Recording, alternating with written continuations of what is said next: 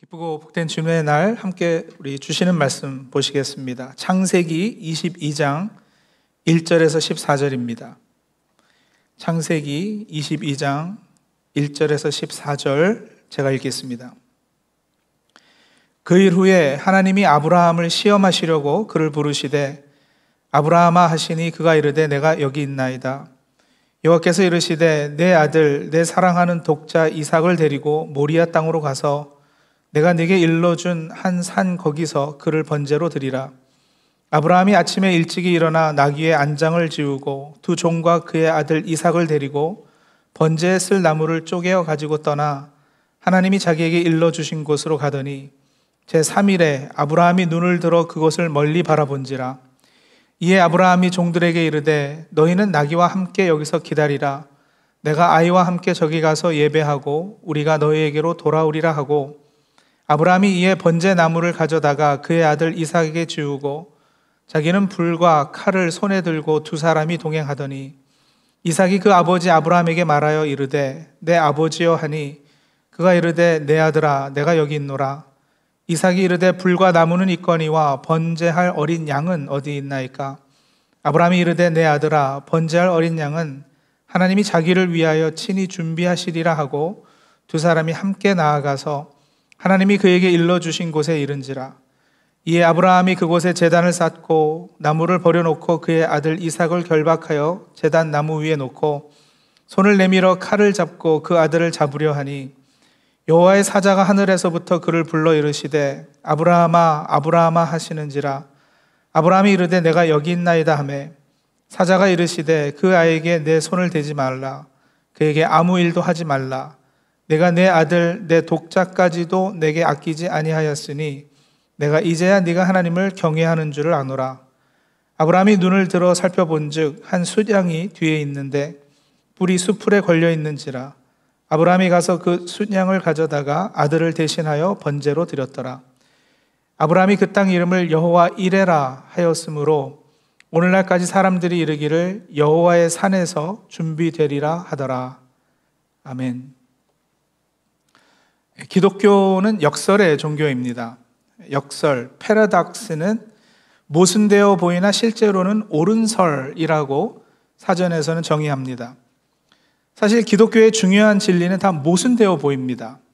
기독교에 교리치고 우리의 머리로 이성적으로 쉽게 이해되는 것은 거의 없습니다. 예를 들어서 우리는 예수님을 100% 신성의 소유자이신 하나님으로 또 동시에 100% 인성을 소유하신 인간으로 고백합니다. 하나님과 인간은 상반되는 개념이죠. 신이 인간일 수 없고 인간이 신일 수가 없습니다. 하나님은 인간이 아니기에 하나님, 우리는 하나님이 아니기에 인간 이렇게 부릅니다. 그런데 우리는 예수님을 동시에 완벽한 하나님이시며 또 완벽한 인간이시라 믿습니다. 우리는 또한 하나님을 초월자시라 고백합니다. 그러나 동시에 하나님은 내재자라고 고백하죠. 초월자라는 말은 하나님은 모든 피조물 위에 계신다. 모든 피조물을 초월해 계시는 하나님은 저 위에 계시는 분이라는 거예요. 반면에 내재자라는 말은 초월자의 반대 개념 아니겠습니까? 우리와 함께 하신다. 실제로 하나님께서 우리 안에 인격으로 와 계신다는 말입니다. 예수 그리스도께서 신인이시라. 우리 하나님은 초월자시며 내재자시라. 모순되어 보이지만 우리는 진리로 고백합니다. 삼위일체 교리도 빼놓을 수 없죠. 셋은 하나가 아니고 하나는 절대 셋이 아닙니다. 초등학교만 들어가도 배우는 것입니다. 그러나 우리는 이 모순되어 보이는 것을 진리로 받아들입니다. 삼위일체 교리를 사람의 머리로 이해할 수 있도록 인간의 언어로 설명해내는 순간 이단의 영역으로 다가서고 말 것입니다. 구원과 관련해서도 내가 믿어 구원받으면 하나님께서 하신 것이고 모든 영광은 하나님께 돌려집니다. 은혜로 구원받았다. 내 공로 하나 없고 오직 하나님께서 태초부터 날 택하시고 예정하시고 구원하신 것이다. 그렇게 우리가 고백을 해요. 근데 안 믿으면 이제 그건 내 책임입니다. 지옥 가는 것도 나이고요. 뭔가 불공평하게 들리잖아요. 이 외에도 기독교의 핵심 진리들은 모두 역설적입니다. 저는 가끔 수많은 기독교인이 이렇게 앞뒤 들어맞지 않아 보이는, 모순되어 보이는 교리들을 믿고 있는 것을 보면 정말 신기합니다. 그리고 와, 우리 하나님 정말 대단하시다.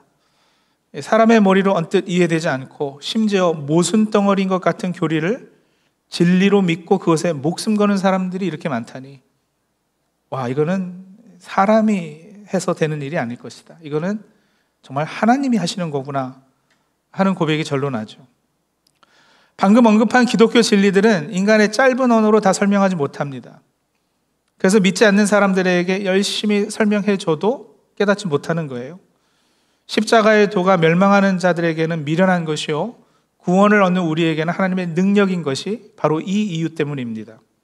성령께서 하시지 않고는 깨달을 수 없고 믿을 수 없는 진리들입니다.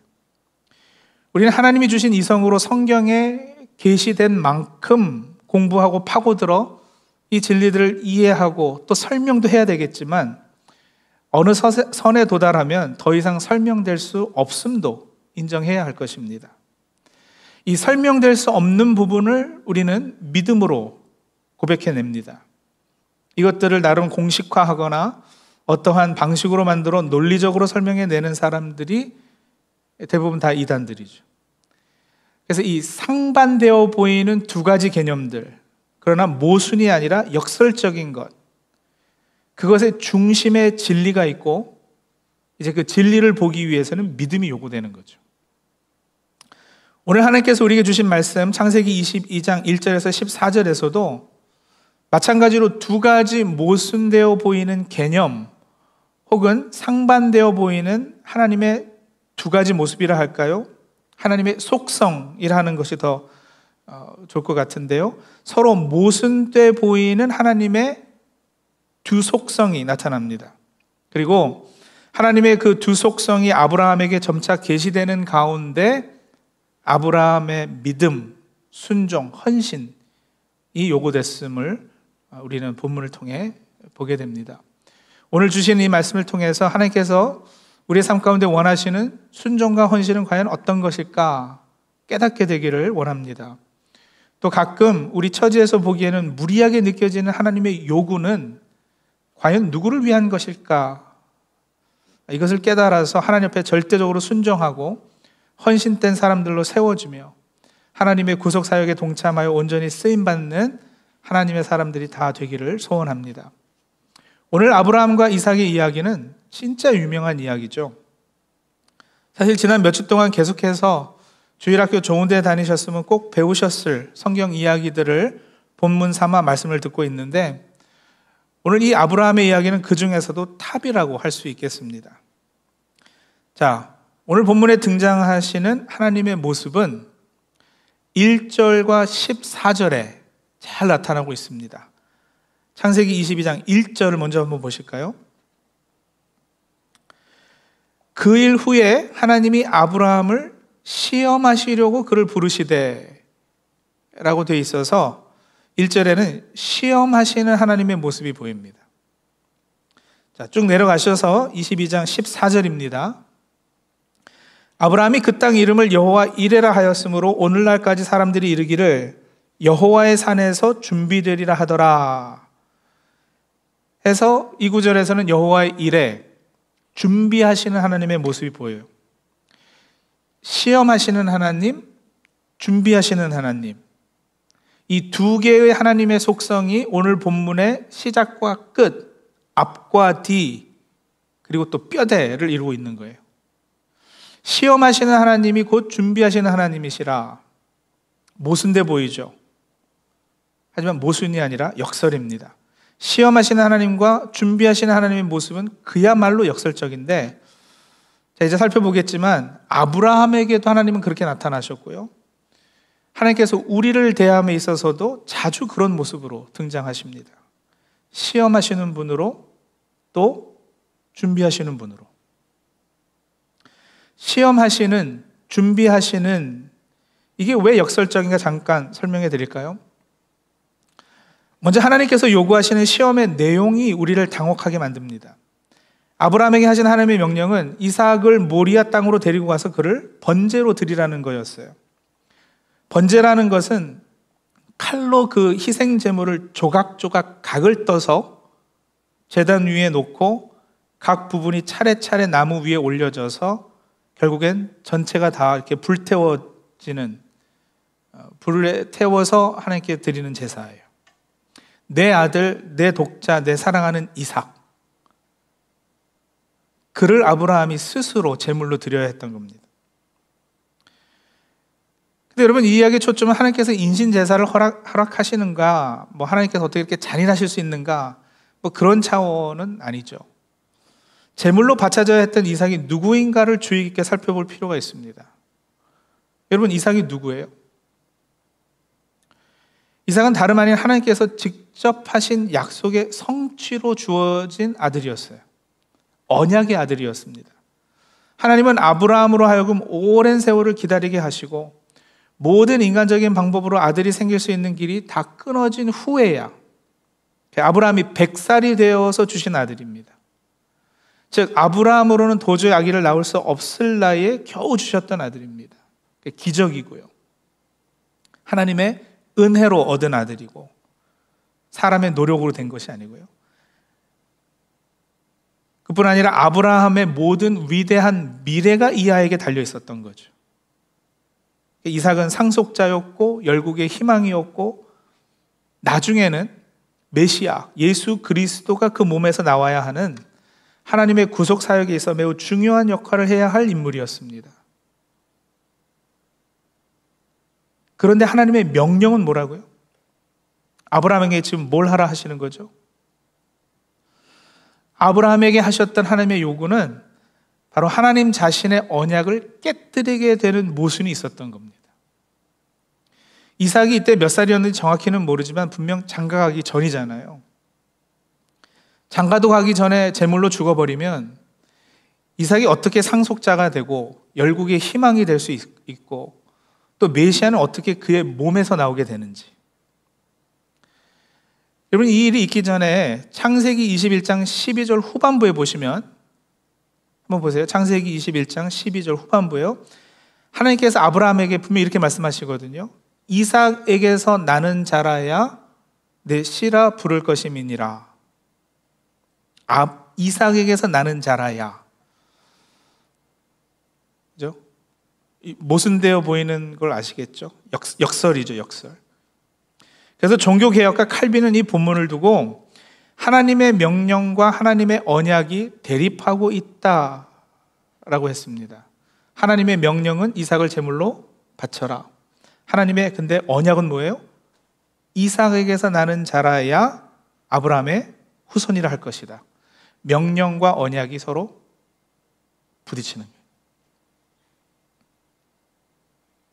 역시 종교개혁가였던 루터는 자신에게 모순되게 행하시는 하나님 자신의 불일치라는 표현까지 사용을 해서 이 본문을 설명했어요. 자, 그런데 여러분, 아브라함에게는 위대한 부분이 있죠. 아브라함의 위대한 점은 이런 모순돼 보이는 명령과 언약의 대립 사이에서 하나님의 의도가 무엇이었는지 알아차렸다는 거예요. 하나님이 요구하시는 바의 핵심이 무엇인지 알아차린 겁니다. 이삭을 바쳐라, 이삭을 제사 제물로 내놓으라 하는 이 명령이 무엇을 의미하는가를 아브라함은 눈치챘습니다. 아브라함이 그랬다는 힌트가 있습니다. 오늘 본문 5절이에요. 5절 봅니다. 아브라함이 종들에게 이르되 너희는 나귀와 함께 여기서 기다리라. 내가 아이와 함께 저기 가서 예배하고 우리가 너희에게로 돌아오리라. 내가 아이와 함께 저기 가서 예배하고 우리가 너희에게로. 우리는 누굴까요? 자신과 이삭 함께 우리가 돌아올 것이라. 제물로 바치라 했는데 불순종을 아브라함이 각오했었던 것일까? 아닐 겁니다. 그럼 종들에게 거짓말을 한 걸까요? 혼자 돌아온다고 하면 이것저것 캐물을 까봐서? 아닐 겁니다. 이삭이 옆에 있어서 곤란해서 그냥 그렇게 한 말일까요? 글쎄요. 그럼 그냥 기다리라고 하면 되지 뭐 굳이 우리가 너에게 돌아오겠다고까지 할 게 뭐가 있겠어요? 명령에 순종하겠지만 하나님의 약속인 이 아들 이삭과 함께 돌아올 것, 이삭이 살아서 함께 돌아올 것을 분명 알았던 겁니다. 신약의 히브리서 11장 17절에서 19절에 이 장면을 바로 그렇게 해석해 놓았어요. 이건 성경이 성경을 해석한 것이에요. 히브리서 11장 17절에서 19절입니다. 아브라함은 시험을 받을 때에 믿음으로 이삭을 드렸으니 그는 약속들을 받은 자로 돼 그 외아들을 드렸느니라. 그에게 이미 말씀하시기를 내 자손이라 칭할 자는 이삭으로 말미암으리라 하셨으니 그가 하나님이 능히 이삭을 죽은 자 가운데서 다시 살리실 줄로 생각한지라. 비유컨대 그를 죽은 자 가운데서 도로 받은 것이니라 해서 아브라함은 이때 이미 부활신앙을 가졌음을 우리에게 알려주죠. 내 자손이라 칭할 자는 이삭인데 이 아들을 제물로 바치라 하시니까 뭐 하나님께서 알아서 다시 살리시겠지, 거기까지 생각이 미쳤다라는 거예요.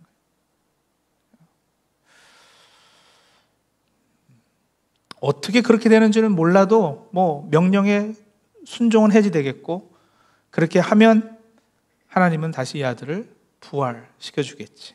그런 믿음이 있었다는 거예요. 이게 이제 아브라함의 위대한 부분이죠.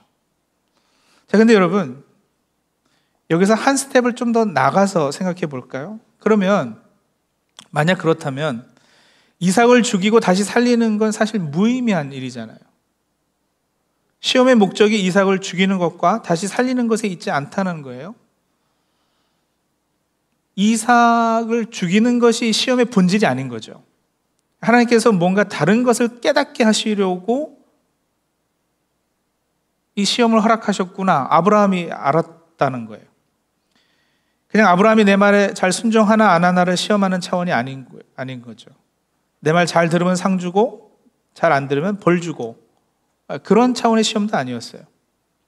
하나님 우리에게 주시는 시험의 목적을 잘 생각하면 그 문제 해결이 있습니다. 아브라함뿐 아니라 우리 모두에게도 하나님은 가끔 시험하시는 하나님으로 다가오시는데 시험의 목적이 뭐냐? 자, 성경 한 구절 더 볼게요. 신명기 8장 16절입니다. 신명기 8장 16절, 이 구절을 한번 같이 한 목소리를 읽겠습니다. 내 조상들도 알지 못하던 만나를 광야에서 내게 먹이셨나니 이는 다 너를 낮추시며 너를 시험하사 마침내 내게 복을 주려 하심이었느니라. 이게 시험의 목적입니다. 하나님께서 우리에게 주시는 시험은 우리를 망치게 하는 유혹의 수준이 아니에요. 혹은 순종 잘하나 안 하나 괜히 떠보는 수준이 아니에요. 사탄은 우리를 죽이려 하고 마침내 멸망케 하려고 우리를 유혹합니다. 하지만 하나님의 시험은 다릅니다. 하나님이 주시는 시험의 목적은 마침내 우리가 복을 받는 것, 마침내 우리가 잘 되는 것입니다. 여기서 우리는 중요한 교훈을 하나 배워야 합니다. 과연 그럼 왜 아브라함에게 이 시점에, 아브라함의 인생에 있어서 왜 이때쯤에 시험이 필요했을까? 그것도 강도 높은 시험이잖아요. 아들을 제물로 바쳐라. 이삭을 제물로 바치라는 명령으로 나타난 하나님의 시험의 본질이 뭐냐는 거예요. 시험의 목적이 아브라함으로 하여금 복받고 마침내 잘 되게 하는 것이라면 분명 그때쯤에 아브라함의 삶 가운데는 아브라함으로 하여금 복받지 못하게 하는, 아브라함이 잘 되지 못하게 될 만한 요소들이 있었다는 말도 되잖아요. 분명 그럴 위험성은 충분히 있었거든요. 구약에서 하나님께서 이스라엘 백성을 시험하시는 모습들을 살펴보면 항상 그들이 우상 숭배에 빠질 위험이 있었을 때였어요.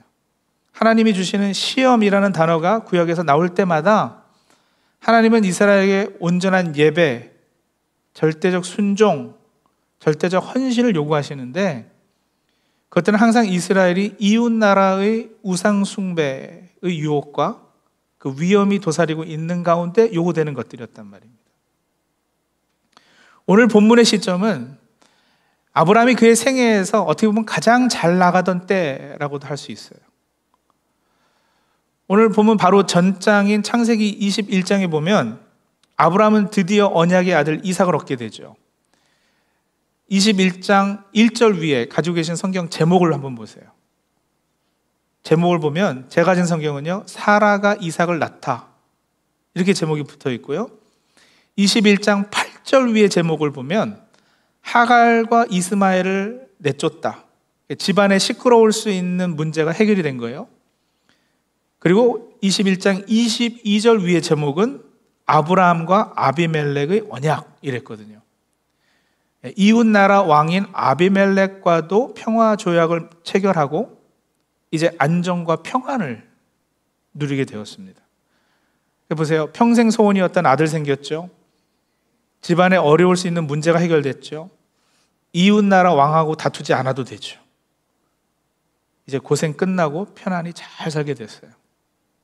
그리고 그러한 삶의 정황 가운데에서 그의 아들이 점점 그의 마음의 중심을 차지하기 시작한 거예요. 그랬을 거란 짐작이 아니고요. 그런 사실은 오늘 본문 2절에 하나님께서 아브라함에게 말씀하실 때 이런 어조를 사용하시거든요. 내 아들, 내 사랑하는 독자 이삭. 이렇게 이삭에 관해서 언급하실 때 굉장히 강한 어조로 강조해서 말씀하신단 말이에요. 내 아들, 내 사랑하는 독자 이삭. 이 아들이 아브라함의 존재의 의미를 일깨워 주었고 아브라함의 모든 희망이 되어가고 있었던 거죠. 다시 말하면 하나님께서 주신 선물이 어느 순간인가 선물을 주신 분보다 그의 마음과 삶에 더 큰 자리를 차지하기 시작했다는 것입니다. 그리고 여기에 시험에 참 의미가 있어요. 제가 아는 한 자매님이 있는데 이 자매님은 고등학교 때부터 교회에 나오기 시작을 해서 신앙생활을 아주 열심히 했습니다.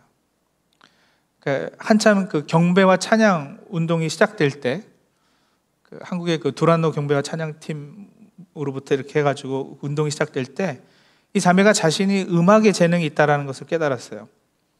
아름다운 목소리로 하나님께 찬양하고 이 귀한 선물을 하나님께서 주셨다고 간증을 하고 다녔고요.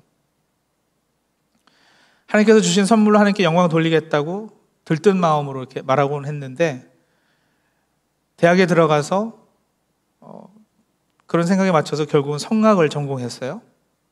근데 그러면서 교회에 나오는 것이 점점 이렇게 드물게 된 거죠. 뜨문뜨문. 가끔 만나면은 성악 연습 때문에 바빠서 교회 가기 힘들다고, 유명한 성악가가 되기 위해서 연습 시간이 모자란다고. 근데 그렇게 뜨문뜨문 오다 결국엔 교회를 떠났어요. 제가 그 자매의 마지막 소식을 들었을 때까지도 신앙생활을 하지 않고 있었습니다. 하나님께서 주신 선물이 우상이 된 그런 경우이죠. 미국에 이민해 온 지 얼마 되지 않아서는 열심히 하나님께 매달려요. 신앙생활도 열심히들 합니다. 그래서 이제 하나님께서 도와주시고 또 은혜 주셔서 조금씩 생활이 안정되고 여유가 생기니까 참 좋잖아요. 미국 참 좋은 나라예요. 물질적으로 풍부한 나라고요. 주일날 하루 이민생활하면서 쉬는데 교회에서 보내기가 너무 아까워지는 거예요. 하루 쉬는 날 본인 나름의 어떤 여가생활, 좋은 식당도 가고 이런저런 운동도 하고 바닷가도 가고, 소박한 소원이죠. 좋은 소원입니다. 또 생활의 활력을 위해서 꼭 필요한 것들일 수도 있어요. 삶을 더 풍요롭게 해주는 이런 여가생활이나 운동을 반대하지 않습니다. 하나님이 허락하신 것들 즐겁게 누릴 줄도 알아야죠. 하지만 그럼에도 아브라함처럼 삶의 여유가 찾아온 그때쯤에 영적인 위험이 도사릴 수 있음도 우리가 알아야 한다는 거예요. 자신도 모르는 어느 순간에 이런 편함과 여유와 즐거움에 하나님이 뒷전으로 물러나게 될 수도 있습니다. 하나님께서 우리에게 하나님 사역에 동참케 하시려고 여러 선물과 은사들을 허락하셨는데요.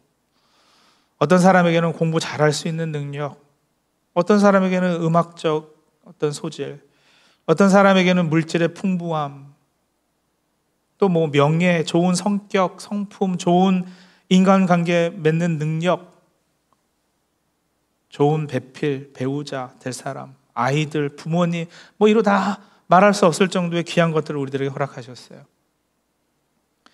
그러나 이 모든 것들은 다 자기 본연의 자리에 머물러 있어야 하는 겁니다. 이 선물들로 세상에 하나님의 영향력을 미치게 하고 물이 바다 덮음과 여호와를 인정하는 것이 세상에 가득하게 할 사명이 우리에게는 있습니다. 그래서 이 선물들을 잘 활용해야지 돼요.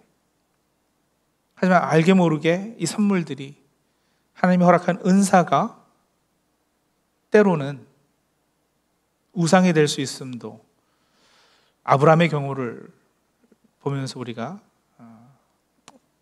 생각해 볼 수 있어야 되는 거죠. 아브라함은 하나님께서 택하시고 언약을 맺어주시고 그 후손에서 메시아가 나오는 하나님의 구속사역에 동참하는 특권을 받은 사람이었습니다. 열국의 아버지고 믿음의 아버지로 불려야 할 사람이었어요. 그러나 아브라함이 과연 그 수준이 되려면 하나님 앞에 더욱 온전히 헌신되어 있어야 한다는 것이 하나님의 기대셨고 또 그것 때문에 이 시험이 허락된 것이고요. 그게 이삭을 요구하시는 거죠. 하나님이 이삭이 필요해서 요구하시는 것이 아니라 아브라함이 이삭으로부터 자유로워져야 하기에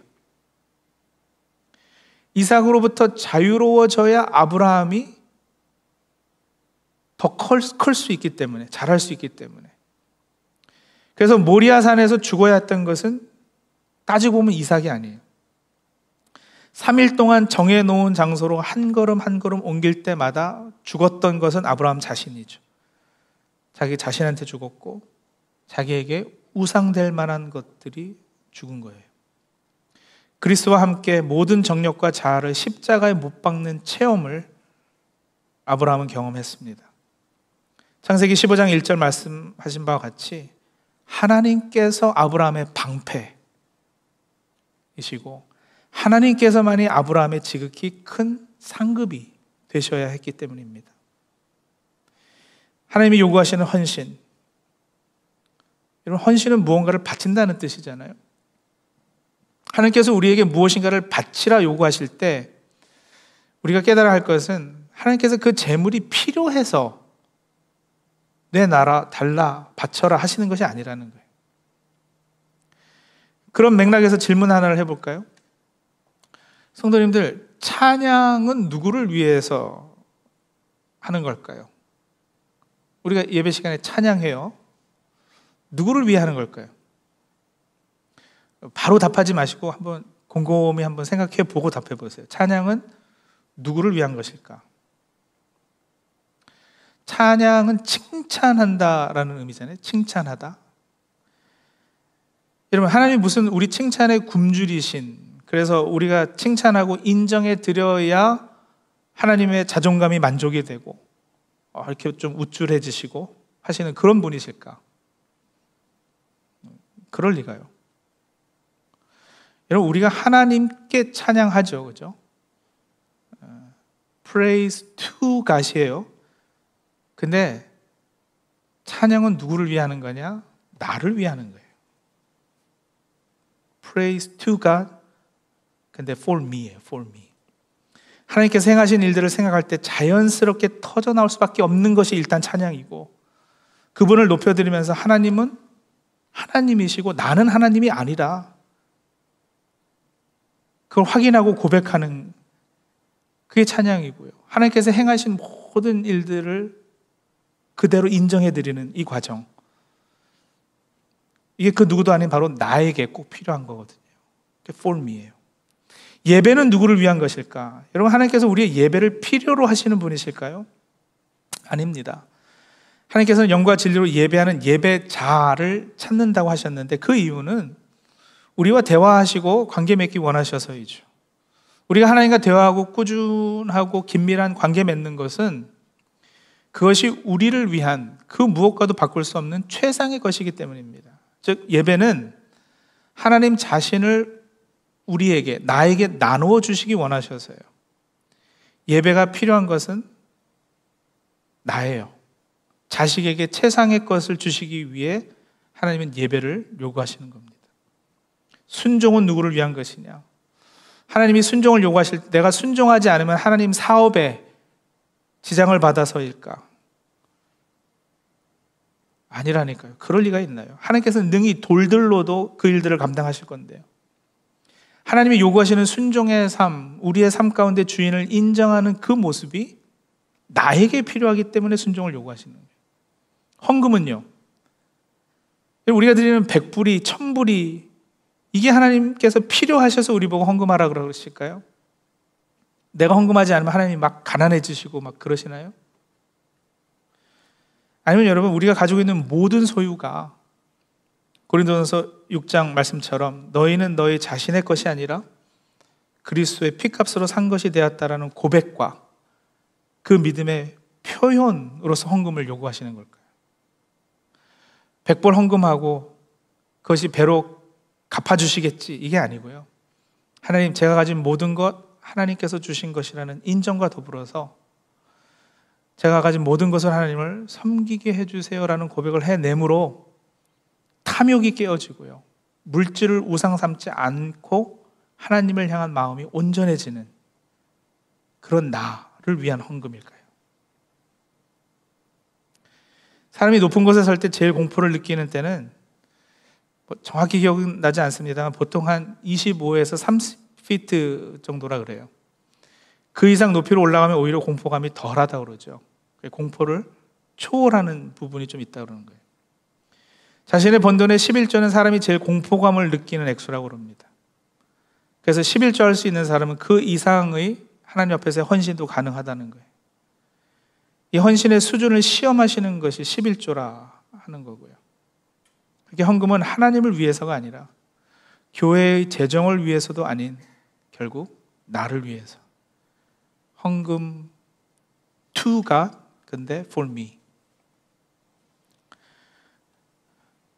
그래서 좀 어렸을 때, 젊었을 때는 돈 그렇게 중요하다 생각 안 했어요. 뭐 돈이 다냐? 나에게는 사명이 있고 나에게는 꿈이 있다. 뭐 필요하면 하나님 얼마든지 주시겠지. 돈 그까짓 것에 목매달지 말자, 이렇게 우습게 봤어요. 그러다 이제 결혼하고 아이들 낳으니까 이게 현실은 또 다르잖아요. 우습지 않습니다. 그러니까 어렸을 땐 경솔한 거죠. 그럼 돈은 사실 대단한 거예요. 하지만 돈의 노예가 되느냐, 돈의 주인이 되느냐, 그 싸움에서 아직 이길 자신은 있습니다. 제가 잘나서가 아니라 하나님께서 택하신 주의 백성, 주의 종은 그 수준으로 계속해서 만들어 가시기 때문에, 그 하나님의 신실하심을 의지하기 때문에.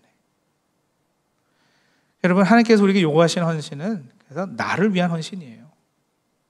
하나님께 헌신하지만 따지고 보면 그 헌신은 나를 위한 거예요. 여기서 나는 나의 유익만을 추구하는 개인주의적, 나의 이익을 바라는 어떤 그런 나가 아니라 하나님께서 하나님의 구속 사역에 동참시키시려 훈련하시는 나입니다.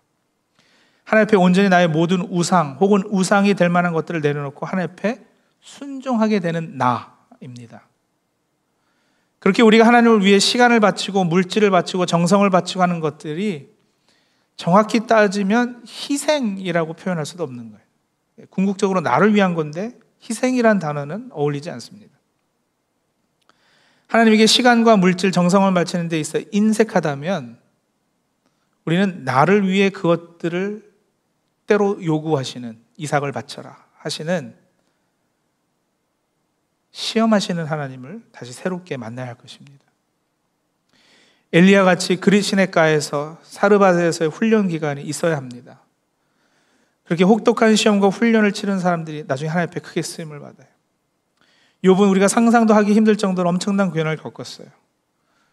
그런 과정이 있었기 때문에 몇 주 전 설교한 것처럼 욥기 마지막 장 가서는 내가 주께 대하여 귀로 듣기만 하였사더니 이제는 눈으로 주를 배옵나이다, 이 고백이 가능했던 거예요.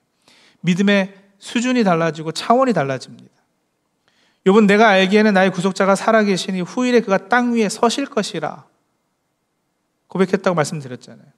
그는 여러 시험을 통해 단련됨으로 구속자이신 예수 그리스도를 알게 되었고요, 영안이 열려서 그 옛날 이런 예언을 한 거잖아요. 예수께서 살아계신 것, 그 예수께서 훗날 땅 위에 인간으로 성육신하실 것이다. 이런 놀라운 영적 진리를 계시게 받게 되는 거예요. 이런 아브라함도 역시 예수님을 봅니다. 요한복음 8장 56절에서 58절 보시면 너희 조상 아브라함은 나의 때 볼 것을 즐거워하다가 보고 기뻐하였느니라. 유대인들이 이르되 네가 아직 50세도 못 되었는데 아브라함을 보았느냐? 예수께서 이르시되 진실로 진실로 너에게 이르노니 아브라함이 나기 전부터 내가 있느니라 하시니. 아브라함이 예수님의 때를 보았습니다. 아브라함을 시험하시고 또 그를 위해 한 다른 양을 준비하셨던 하나님께서 그를 그러한 영적 수준에 오를 수 있도록 역사하셨습니다. 모리아 땅에 있는 이 한 산은 솔로몬 때 하나님을 예배하는 성전이 지어졌다고 하죠.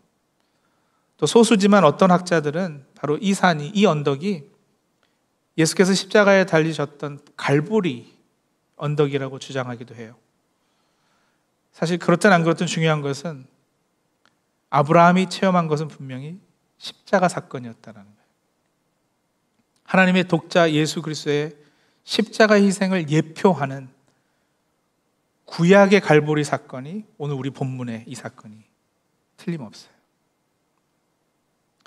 시험하시는 하나님과 준비하시는 하나님을 만났고 그 사이에서 아브라함은 분명 갈등했을 겁니다. 이해할 수 없는 요구, 명령, 그러나 분명한 하나님의 약속, 언약, 그 사이에서 얼마나 고민했겠어요. 하지만 이 갈등, 이 고민은 결국 부활 신앙으로 승화됩니다. 이 과정에서 아브라함은 예수님을 만나고 절대적 순종, 절대적 헌신의 요구가 바로 자기 자신을 위한 것임을 깨달았습니다. 우리가 마침내 복받고 잘 되기를 원하시는 하나님의 간절한 사랑의 표현임을 깨달았습니다. 그리고 그는 먼 훗날 언젠가 그 자리에서 자기 독생자를 모든 인류의 구원을 위해 내어주시고 십자가에 달릴 자기 아들을 바라보며 눈물 흘리시는 그 아버지의 모습도 보고 동감하게 되죠. 성도님들, 우리가 우리 자신에게 솔직하다면 하나님을 시험하시는 분으로 만나고 싶지는 않으시겠죠. 그건 분명 우리 솔직한 고백일 거예요. 하지만 언제까지 피할 수는 없습니다. 하나님께서 시험하시는 분으로 우리 삶 가운데 찾아오신다면 성도님 이제는 피하지 마십시오. 환영하여 맞이하며 만나십시오. 오늘 말씀 들으셨잖아요. 이삭을 바치라 하시면 주저하지 마시고 바치십시오. 이삭을 제물로 바쳐도 이삭을 통해 주시겠다는 복의 약속은 여전히 유효합니다. 하나님께서는 신실하시거든요. 약속을 어기시는 일이 없으십니다. 이삭 to God, 그런데 for me. 왜 이런 명령을 하신다고요? 이는 다 너를 낮추시며 너를 시험하사 마침내 내게 복을 주려 하심이라. 살면서 소중하게 여기던 나의 이삭을 내려놓는, 잃어버리는, 사라지는 경험을 한 모든 분에게 오늘 이 말씀이 위로요, 소망이 되기를 바랍니다. 그 시험의 끝자락에 우리를 위해 독생자, 어린 양, 예수 그리스도를 준비하신 하나님을 깊게 만나 마침내 풍성한 복받아 누리시는 저와 사랑하는 우리 성도님들이 다 되시기 바랍니다. 기도하시죠.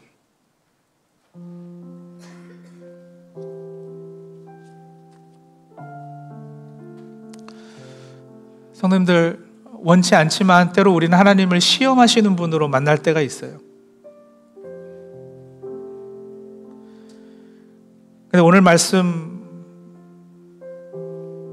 듣고 나니까 우리 삶 가운데 다가오는 그런 시험들, 하나님께서 가끔 하시는 이 무리한 요구들이 이게 나쁜 게 아니구나, 그렇게 인정하실 수 있으시죠?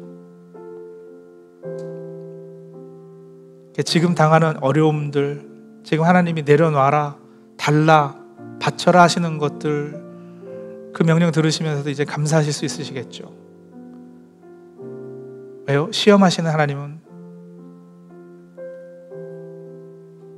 대신 희생할 숫 양을 준비하시는 하나님이시기도 하니까요. 시험하시는 하나님을 만나야 마침내 복받아 잘 되게 해주실 준비하시는 하나님도 만날 수 있는 겁니다. 우리 성도님들 개개인이 어떤 형편과 처지에 있는지 잘 알지 못하지만 혹시 시험하시는 하나님을 만나고 계시다면 이 시간에 하나님 앞에 감사하는 시간을 갖죠. 하나님, 감사로 받으면 버릴 것이 없다 했는데 나에게 닥쳐오는 이런 일도, 이런 명령도 감사로 받겠습니다. 그리고 하나님, 이제 하나님께서 준비하시는 하나님으로 나에게 다가오실 것도 기대하며 믿음으로 인내하겠습니다. 우리 그렇게 하나님 앞에 감사하고 또 간구하며 나가도록 하겠습니다. 잠시 기도하겠습니다.